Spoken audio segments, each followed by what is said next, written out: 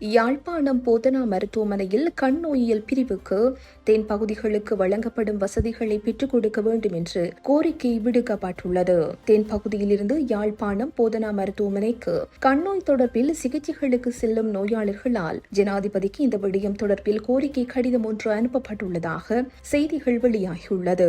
நாட்டின் பெரும்பாலான பகுதிகளில் கண் வெண்திரை நீக்கத்துக்கான மருந்துகளுக்கு தட்டுப்பாடு நிலவுவதாக கூறி அதற்கான சிகிச்சைகள் மேற்கொள்ளப்படும் என்று தெரிவிக்கப்பட்டுள்ளது. எனினும் யாழ்ப்பாணம் போதனா மருத்துவமனையில் இதற்கான சத்திர சிகிச்சைகள் உரிய முறையில் முன்னெடுக்கப்படுவதாக ஜனாதிபதிக்கு அனுப்பப்பட்டுள்ள கடிதத்தில் குறிப்பிடப்பட்டுள்ளது. காலி, மாத்தரை, கண்டி, மாத்தளை உள்ளிட்ட பல பகுதிகளில் இருந்தும் யாழ்ப்பாண மருத்துவமனைக்கு கண் சிகிச்சைக்காக பெருமளவானோர் செல்வதாக தெரிவிக்கப்பட்டுள்ளது. கண் நோயியல் விசேட நிபுணர் எஸ். மலரவன் தலைமையிலான மருத்துவர்கள், தாதியர்கள் உள்ளிட்ட மருத்துவமனை பணியாளர்கள் தங்களுக்கான சிகிச்சைகளை உரியவாறு வழங்குவதாகவும் தென்பகுதி நோயாளர்கள் கூறியுள்ளனர். தென்பகுதியில் அதிக செலவில் கண் நோய் தொடர்பான சிகிச்சைகள் வழங்கப்படுகின்ற போதிலும் யாழ்ப்பாணம் போதனா மருத்துவமனையில் முற்றுமுழுதாக இலவச சேவைகள் வழங்கப்படுவதாகவும் அவர்கள் குறிப்பிட்டுள்ளனர். இந்த விடயங்களை கருத்தில் கொண்டு யாழ்ப்பாணம் போதனா மருத்துவமனையில்